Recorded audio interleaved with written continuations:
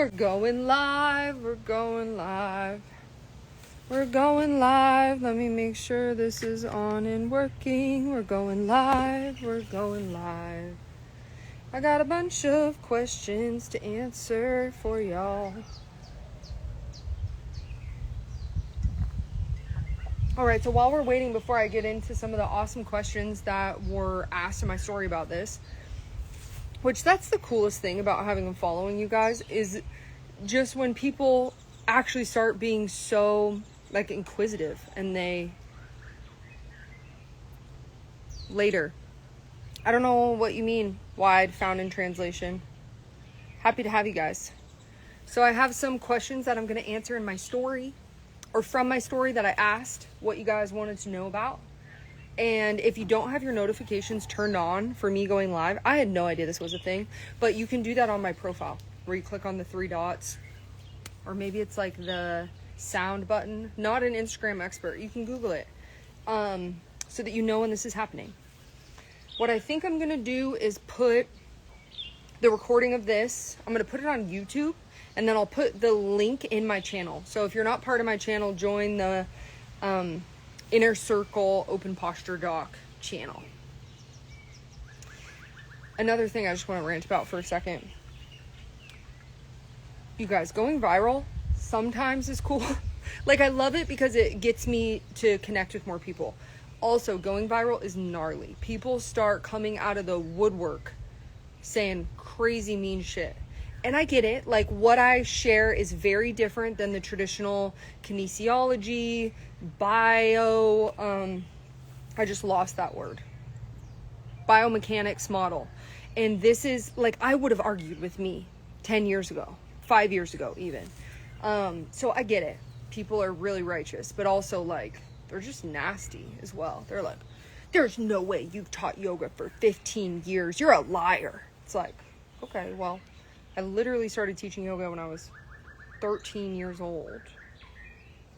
And now I'm 28. So, I don't know. Who can do math? Who can do math? Okay.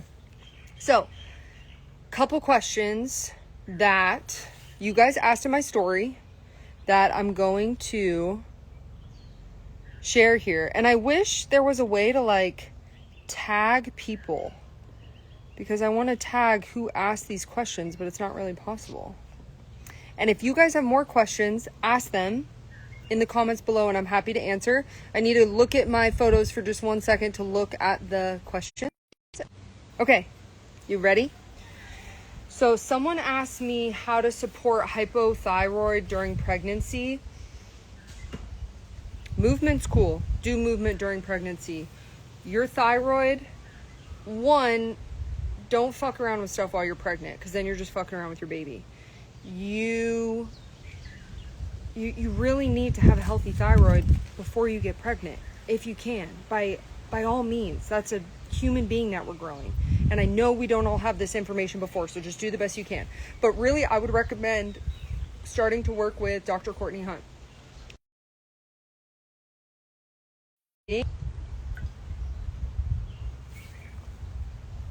Someone also asked me to comment on what I'm eating. If you go and learn from Courtney, that's what I'm eating. And it's life-changing, because all of the nutritional advice that we get, like, I did everything. I did vegan, I did raw, I did carnivore, I did, like, all the diet advice that we get, all the nutritional advice we get, even in a doctorate. Like, I learned all the biochemistry of, like, every little molecule that happens. I got 100% in OChem. Like, I am a nerd, and no one teaches it in the way that she does. That you have to understand the basics of your metabolism, which is that you have protein, carb, and fat, okay? But if you're eating a ton of protein, like all the gurus tell you, your body will just turn it into carb.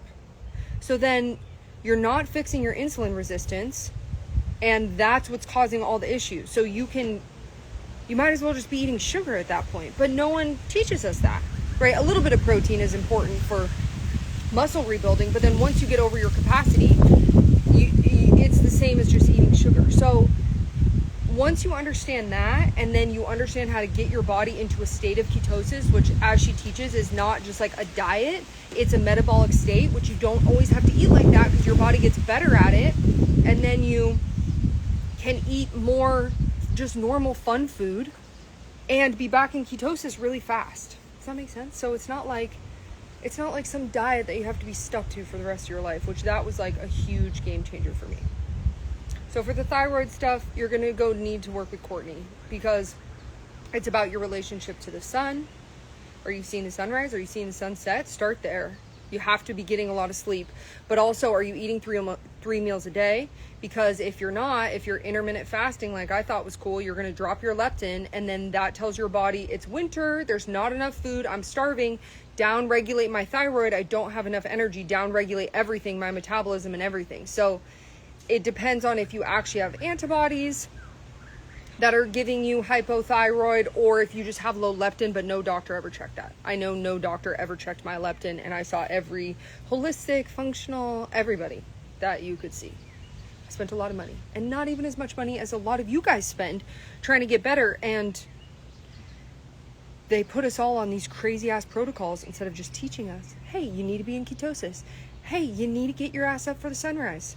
Hey, you don't need peptides. You need to invest and be more diligent in the things that actually matter. But I get it. They teach us so much. There's so much blah, blah, blah, blah, blah, blah out there that we don't even know what actually matters. I didn't know what actually matters. And I have a doctorate in human biology stuff, right? That's what chiropractic school is. It's like all the same hours as medical school. That's why we are allowed to be doctors in this country, right? Like there's not just like the standard is very high. That's why we're licensed providers. But then we just don't do a residency in the same way. We do a residency that's more about like musculoskeletal stuff. Okay. So next question. Someone asked me about how to sit on the floor without like curving your back.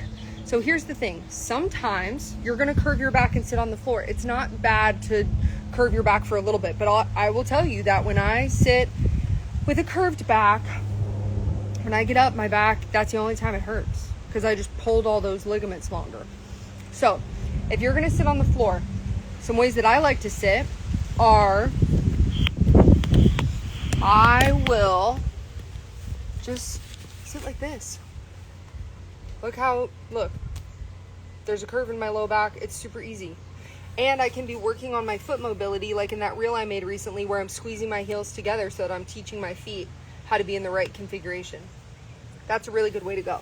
If you're gonna be on the floor, you just have to get your hips more mobile by using your leg spirals. It's not about stretching your legs more. I feel like I need to make a reel of that recently, because so many people are like, I love your stretches. And I'm like, it's not fucking stretching. My husband made a reel about this week. That's not the right way to think about it, because your body isn't stupid. You don't need to just like pull it longer. It's looking for tone that you don't know how to give it. You know what I'm saying? So it's not about stretching. It's about learning the way your body's supposed to go together. Okay, but to actually answer your question, here I am. I think I can actually go a little lower, right? And even here, I have a little taco in my feet. I'm pushing the outside edges of my feet down so that the outside of my ankles are up a little bit, which starts to make my leg spiral. And I have a nice curve in my low back. This requires a lot of hip mobility. So if not, sit on your knees. I hope that answers your question. And if you need more refinement, holler. Okay, now I'm just going off my memory, seeing what other ones I can remember. Do you guys have any questions? How's your day going? Tell me below while I go and look at the other questions real quick. Okay, next question. Best way to pick something up and off the ground multiple times. This is like way too complicated of an answer to just be able to give it to you. Like, you have to learn how to repattern your fascia so that you even have access to picking something up off the ground without rounding your back every single time. And just as a side note, look how I'm sitting right now. There's a little bit of a curve in my low back, right? It's fine. It's not like bad, but I'm not going to stay here for 3 hours because I'm not trying to shape my body into this shape. But my body's made to do all the shapes. You get what I'm saying? To get up and down off the floor, or to get something up and down off the floor, you have to have a curve in your low back every time, all the way down to the floor. Are you going to be able to do that right now when your hamstrings and your hips are super tight? Not even close. So this is where you have to invest in yourself. Like, my class is going to walk you all the way through all the pieces that you need to learn so that you can, every time you pick something up, like, look how low I can get. I can get all the way down with a curve in my low back. That's how you have to pick stuff up. Because if you curve your low back every time you pick something up, you're going to start wearing out your discs, your SI joint's going to hurt. Like, whatever symptom you have down there, that's at least part of the reason why it's happening. So you got to stop doing that. Kind of like being down here on the floor. This is a nice vibe. Okay, next question. I'll be right back. Oh, I didn't even scroll to any of these. Evelyn Life Flows. What's her name? The doctor that I work with? Dr. Courtney Hunt. And I don't actually work with her. I just take her classes because she's super expensive because she's a genius.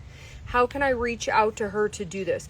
You don't work with her one-on-one. You go on her website and you hit the Learn tab. Right now I'm in the Metabolic Mastery class. It's too advanced if you've never done this stuff before. She said she's going to do another ketosis class at the end of the month. Keep an eye out for it. Follow her on Instagram. She is a fucking genius.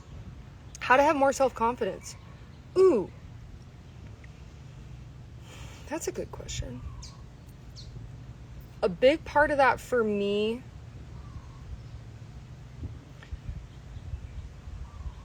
well, let me just be straight up. I have always been very self-confident, like to a fault at times. That was never really my issue. So I honestly might not be the best person to ask this advice from. But what I will say is that Bowspring and learning who I am and the boundaries of myself and what I'm capable of doing and what I'm not capable of doing has been hugely helpful for me. And if you're not getting enough sunshine, you're not getting enough electrical charge in your body, and you're not going to be confident of yourself because you don't have the charge to back it up. Does that make sense? I hope that helps. It's a good question. A good laugh, allowing my body to express, heals me more than anything else. Yeah, a good laugh can be really, really healing. Sometimes when I'm in like these really open bow postures, I just start spontaneously laughing. Or it'll start spontaneously yawning and stuff. It's really wild. Really, really wild. Okay, I'm going to look at questions again. If you guys have more questions, pop them in the live. Okay, someone asked, can Bowspring tone a belly, or do you have to do ab workouts for this? Okay, let me answer this really quick. Kimberton5. I want to follow Courtney. What is her Instagram? Dr. Courtney Hunt. I know, it's really hard, right? No, but I get it. That's what it is, though. Go look her up. I really should be like an affiliate, to be honest, because I feel like I do so much marketing for her. Because I just can't believe how much it changed my life. It's literally insane. I am obsessed. My poor husband deals with my obsessive personality, but that is the thing that I'm on right now. Bowspring and learning how to be in ketosis. She is a OBGYN who was trained at UCLA and then realized that all the moms and babies she couldn't help them because they were metabolically sick, because we've been taught that carbs are good for us and that we don't need sunshine. So pretty much fucked out the get-go. So she decided to do these classes to start to be able to actually heal people. Okay, so can Bowspring tone the belly or burn fat there? So first we have to talk about the fact that you can't spot burn fat. I know, right? So your body burns fat systemically. You have to be in zone 2, and you don't have to be fat adapted. Okay, let me back this up a little bit. If your body isn't good at digesting fat because you've never been in ketosis before, it's going to downregulate all the enzymes that burn fat. So then when you get into a heart rate zone where you should be burning fat, which is called zone 2, instead of just burning fat because your body's not very good at it, when you're in a calorie deficit, it will burn bone, muscle, hair. It will eat you. So you'll lose weight, but you're going to lose weight from all of you because your body's not good at burning fat. This is why it's important to learn how to get into ketosis before you start losing weight, which is why all the like injections that people are getting are really scary, because it makes you lose weight of everything in your body. It doesn't make you just lose fat. Does that make sense? So is Bowspring gonna tone your belly fat? No.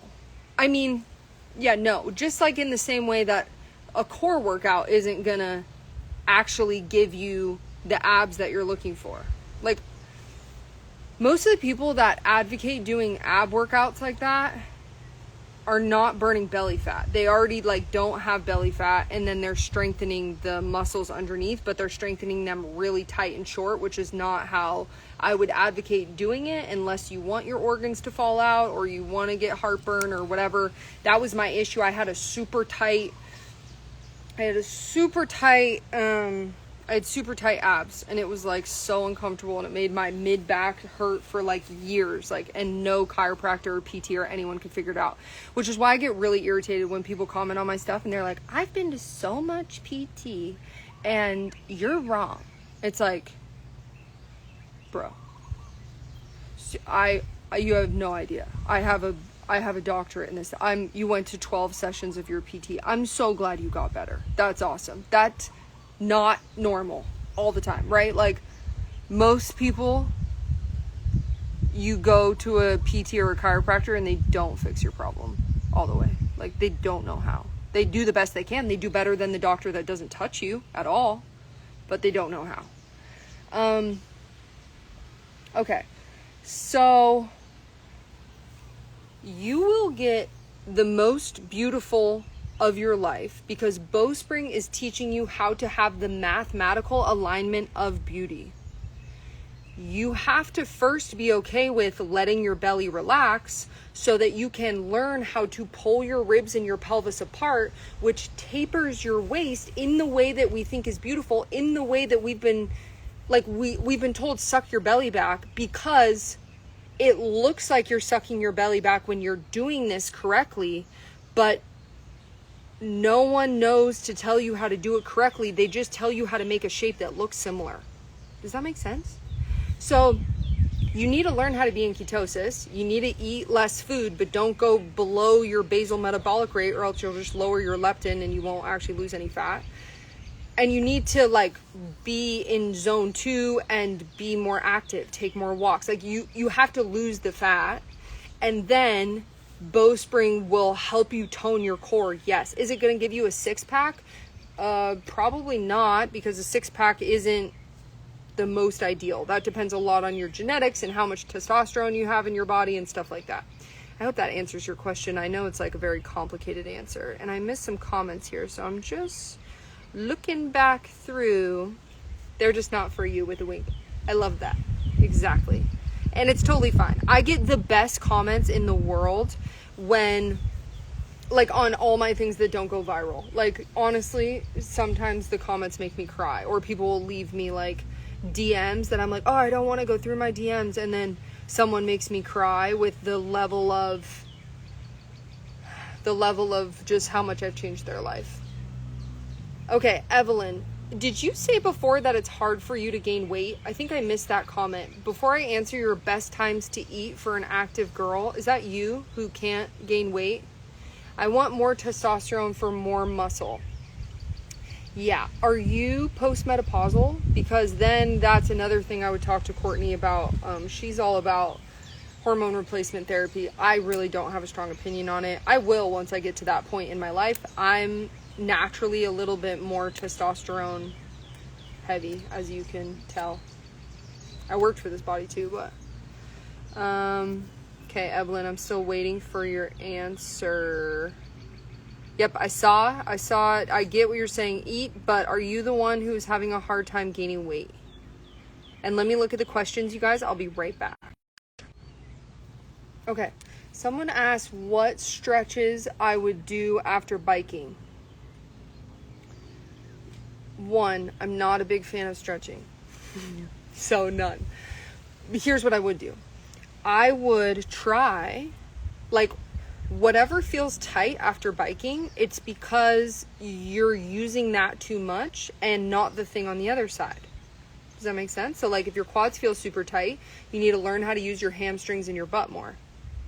So I would play with and maybe even film your biking mechanics and see, can I make a little taco? Can I do a little bit of a drag? If none of this makes sense, you have to do my challenge or my class.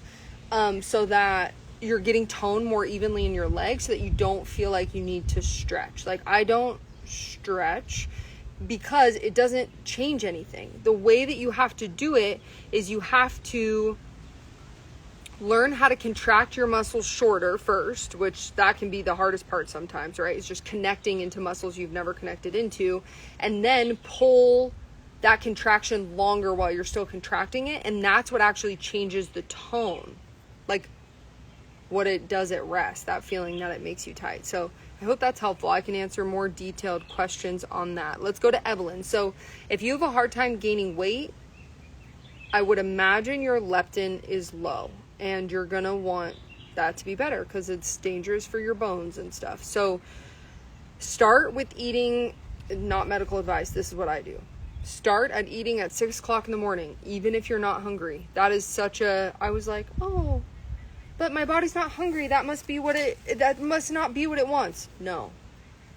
Pretty good rule of thumb, don't follow your instincts. I know that sounds insane, but I mean, I can't really think of an area where it serves you. Like, your instincts would never teach you Bowspring. They would never teach me Bowspring. Your instincts are not going to have you eat the right shit. And your instincts are usually not the right thing to do in a relationship. Usually you have to keep your mouth shut longer and do what you don't want to do. That's called emotional maturity. I've been really on a Alison Armstrong kick lately. Have you guys ever watched her stuff? She's like this amazing older woman who just really tells it to you like it is. And she studies men and just has all this wisdom about why men are the way they are to help us. It's like the most relieving thing ever. Okay. So, Evelyn, and anyone who has a hard time gaining weight, eat breakfast at 6 in the morning, eat lunch at noon, eat before the sun sets. Every day, repeat. If it can be ketosis meals, do it. Don't do it all at once or you're going to feel like shit. I'm serious. Look at Courtney's stuff. She'll teach you so much. What about Pilates? What about Pilates? I will eat, I swear. Yes, Evelyn. I got you. Honestly, that's like one of the biggest. I'm like, if I can just get more women to eat breakfast, I will feel fulfilled in my life. Okay, so I'm going to go for just a little bit longer. Misfit Joy, can you tell me what about Pilates? Tell me about that. And I'm going to look at my questions again. I'll be right back. Okay, posture tips for cycling.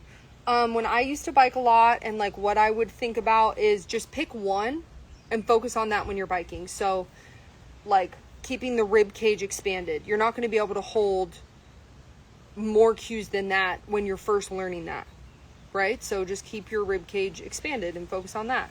Then next time, focus on keeping your taco hands. So what's cool about Bowspring is it's all the same principles for every movement. That's why you just learn the principles and then you know how to do it. Is Pilates a good form of exercise in your opinion? That's a complicated question. Overall, no. And here's why. One, like I like their attention to detail and the way that you're moving. I don't think a lot of the ways that they tell you to move is correct. Like they're very much about tucking the tail, keeping a neutral pelvis, sucking your belly back. Like I don't want you doing any of that. So when I go do a Pilates class, I don't listen to what they're saying at all. And then Pilates is such a, like, is it a slow class? I mean, it's like yoga. It's like asking if yoga is a good workout. Is it a yin class? Are you just like stretching the whole time? Is it very mellow? They do some Pilates classes here on the North Shore that are like, you might as well just go for a run. Like they're so fast. So if you're looking for like a HIIT style input to your system, yeah, they can be part of a exercise program. I don't like going to them because I feel like it's shaping me into the way that causes me pain. And if you're not at that point yet and you're not going to do any other exercise, then go to Pilates. But once you get to that point, this is exactly why I made my class. Oh, Evelyn, you're so sweet. Thank you. Misfit Joy, let me know what you think about that. I know that's an unpopular opinion. What are your thoughts on the oh yeah. That's like the J-shaped spine stuff. I'm not an expert on it. And when I talked to my mentor, John Friend, who's the creator of Bowspring, this is kind of what I learned, that the J-shaped spine is correct from like the middle of your spine down. Your butt is supposed to be the furthest thing back, but you're supposed to have an S up your spine. So your neck is not supposed to be straight, right? So instead of it being a J, it really is like an S, which my hand can't even really do. So they're correct on part of it and not on other parts of it. But if you get your butt to be the furthest thing back, is it going to make your back feel better? 100%. So I think it's awesome. And that work was like the first time I think I ever really saw someone who, like, she went to Africa and studied the way they move. And she had this one photo of this woman who was bending all the way over, and there was still a curve in her low back, like not rounded. Incredible. So she's so right in that way. And even just to know that that's possible, that is huge for this culture. So I love and respect that part so much.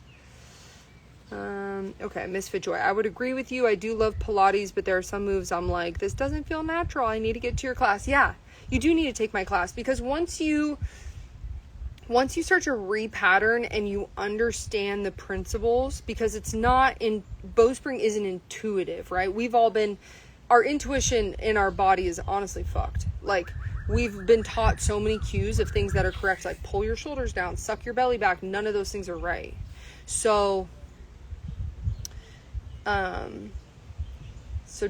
you can't follow your instincts. But once you take my class and you learn the principles, then you could go to a slower Pilates class and try to apply it, because I think the idea of some resistance could be good, but the teacher is probably going to be really confused of what you're doing. And this is tricky because it's like community matters, right? So like, this is why I do want to start teaching in-person Bowspring classes, not really because I want to, but because so many people want to be connected to other people in real life that are doing it. And I want to too, because I can't go to any fitness classes.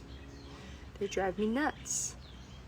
Oh, nice, Evelyn. That's awesome. Okay, I want to do your class. How can I get in? If you go to you comment repattern on any one of my reels and it'll send you the link, or you can go to the link tree in my bio and you'll see the sales page that has a bunch of information there, and then you can just purchase it and it automatically sends you an email. If it goes to your spam, check your spam for aloha@reply.swellwellness.com and you'll find it. Did you create this style of movement, Misfit Joy? I'm going to look at the questions again. I'll be right back. Let me know. Okay, last one. I'll answer. Oh, Kimberton, thank you so much. Thank you. I love what I do. I have the best job in the world. Honestly, like when I wake up and I just get to answer the questions in the community, and these people have the best questions, I'm like, this is the best job in the world. I love this. I love it so much. So the class is cool. The class is like the best thing I've ever made. It's like, I don't know. I think I did like 60 pages of written out. Like, it's like a book that I wrote, and then I filmed it in my yard for like a month. I've honestly never been under so much stress because I wanted to be perfect, and it was like raining every day. So it was an intense experience, but it is by far the best thing I've ever made. But the community, there's so much value there, and I respond every day. Like, I will write you an essay about your question because I'm a nerd. I feel like I need to, I don't know, start a blog or something, because I have so many things that I like have written about that people need to know about. Like, especially people are obsessed with like the whole airway thing right now, and I'm obsessed with it. That was another question someone asked. So let me do this. Someone asked about knee pain. For your knee pain, go and watch the challenge pinned on my profile. Okay, it's a 35-minute YouTube video. It's going to give you the basics of alignment in your body. Your knee pain's not from your knee or soreness in your knee. It's from a misalignment in the spiral of your leg. So your upper thigh bone this goes internal, your lower leg goes external. If that's not right because something in your pelvis is stuck or your foot, or you've never been taught that, your knee's going to hurt. So that's the answer to that. The other question was, how does Invisalign and braces affect posture? So I haven't really thought about it from that perspective. I've thought about it more from, how does your posture affect the shape of your teeth? So if you think about, if your rib cage is compressed and narrow, which if you've never tried to expand your ribs, again, watch my challenge, it'll change your life. If this is super narrow, because you've been tucking your tail and tightening your pelvic floor unconsciously, your face is going to get more narrow because your face is responding to what's underneath for how wide it can be, how much support that it has. And as your face gets more narrow, your teeth get more crooked. Does that make sense? So I had really crooked teeth on my right side, and I had a lot of issues on my right side, and it all kind of makes sense. It's like the current wasn't moving through that side of my body.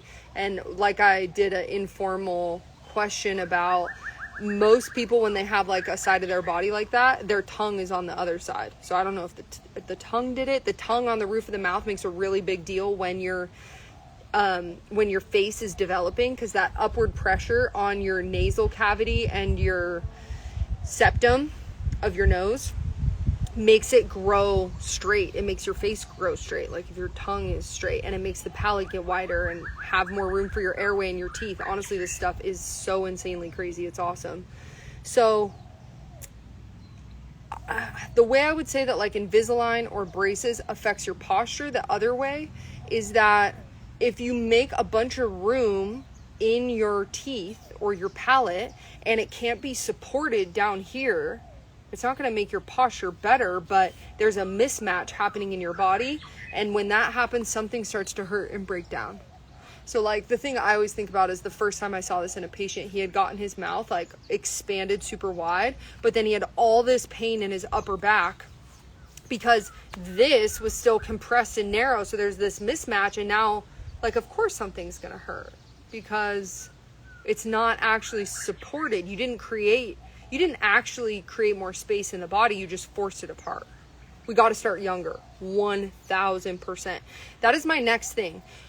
I'm like so passionate about kids and helping kids get this information. Kids are just a little more tricky because they're not going to sit and watch a class. So I'm still like chewing on and figuring out how to do it. But honestly, the most effective thing we can do right now is change the way you move, because then all the kids in your life are going to have a point of reference for someone that moves well, right? Can you imagine if you saw people every day growing up that didn't walk with their tail tucked? Like, you would think, oh, maybe that's an okay possible thing.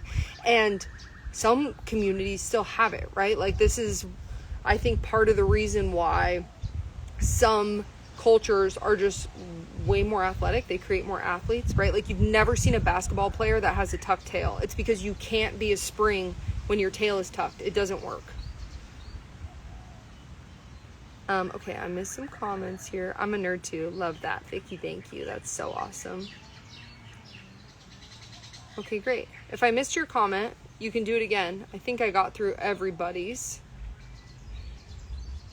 Does anyone have any other questions? It was so nice being here for you guys. I'm going to post this to my YouTube channel, and then I'm going to put that in my channel. So make sure you follow the channel that's on my page. You know, that like new hip thing Instagram put out that I'm trying to figure out how to do.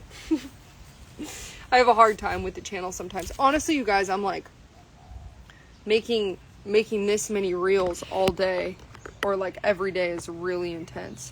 I'm going to start using braces again because of my TMJ and to fix the bad orthodontics. Thank you, Misfit Joy. That's interesting.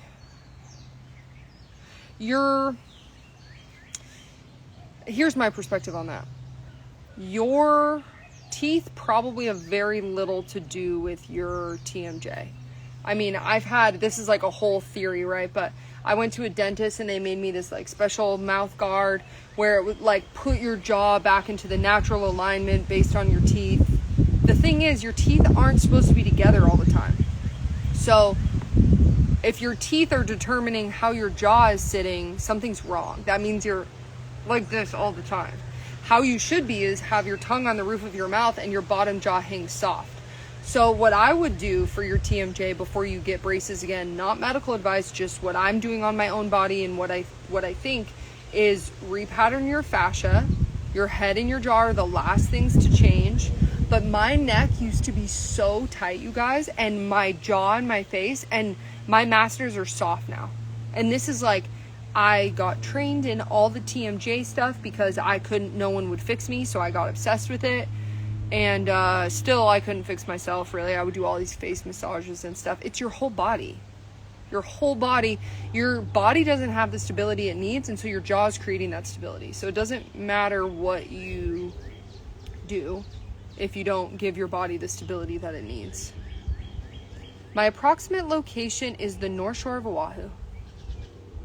Okay, you guys. I'm going to go. Oh, I have numbness on the smaller toes, both feet. Okay, I can't give medical advice. That's a pretty specific thing, but my thoughts are, what's your fasting insulin? Are you eating carbs all the time? This commonly happens to people when their glucose is chronically elevated. So even if they're healthy carbs, I don't give a shit if it's sweet potatoes or kale salads, okay? Carbs, too many carbs start covering your shit in sugar, literally, and it'll make you have numbness that starts in your toes. That's my first thought. Second thought is, are you taking a multivitamin? Do you get enough B vitamins and stuff that can cause this peripheral neuropathy stuff you got going on? Other thing is, how tight is everything? Because nerve impingement can happen when things are tight, but that's almost always not going to be on both toes. So I think that's something metabolic you have going on. This reminds me, someone asked a question earlier that I didn't answer, or they didn't even ask a question. They just said, nerve flossing is super helpful. I don't know what they were talking about. So if you're still here, tell me. I like nerve flossing for some things. In general, if you don't repattern the tightness of the fascia, the nerve flossing is probably not going to fix the issue because you're not actually changing how you are moving it. So it's just going to get tight again. That's kind of my perspective on that. Does anyone else have any other questions? I'm going to go to the beach and go get in the sunshine. Bonnie, thank you so much. Yeah, of course. Take my class. It's the best thing ever. Seriously. Seriously. Okay, bye you guys.